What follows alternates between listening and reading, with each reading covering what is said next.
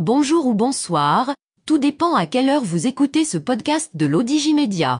Notre chroniqueur de l'ODJ, Adnan Benchakroun, partage son avis et ses réflexions dans un article qu'il a intitulé « Désolé Madame la ministre des Finances, on n'arrive pas à comprendre ».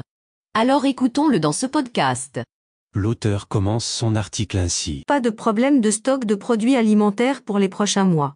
Lors d'une réunion de la Commission des finances et du développement économique à la Chambre des représentants, consacrée aux mesures gouvernementales destinées à faire face à la hausse des prix et à protéger le pouvoir d'achat des citoyens, la ministre de l'Économie et des Finances, Nadia Feta, a assuré que les marchés nationaux sont approvisionnés en quantité suffisante des produits alimentaires de forte consommation durant le mois sacré du Ramadan, notant que l'offre en produits agricoles est suffisante et répond aux besoins nationaux.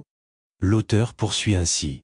Elle a, dans ce sens, fait savoir que le stock de blé couvre entre 2 et 3 mois, celui de sucre plus de 4 mois et celui d'huile et de beurre plus de 2 mois, ajoutant que l'offre en date et lait est disponible en quantité qui dépasse la demande.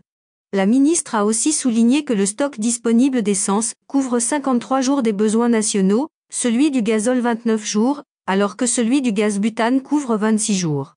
En ce qui concerne les viandes, notamment la viande rouge, Madame Feta a affirmé que l'offre est suffisante et couvre les besoins nationaux, faisant état de l'importation, jusqu'au 14 mars courant, de l'équivalent de 13 642 têtes de bovins.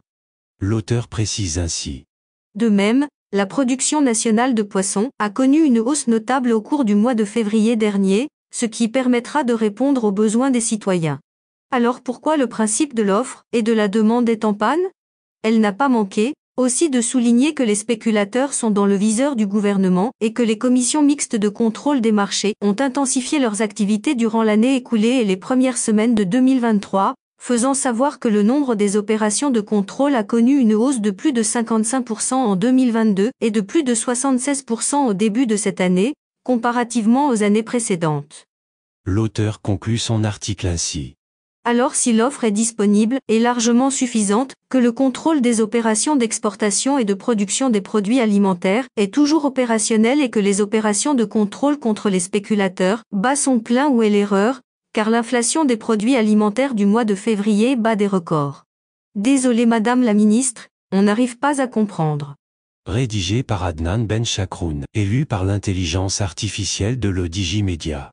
Merci d'avoir écouté ce podcast de l'ODJ Média, ce bouquet de supports numériques, portail, magazine mensuel connecté, web radio et web TV.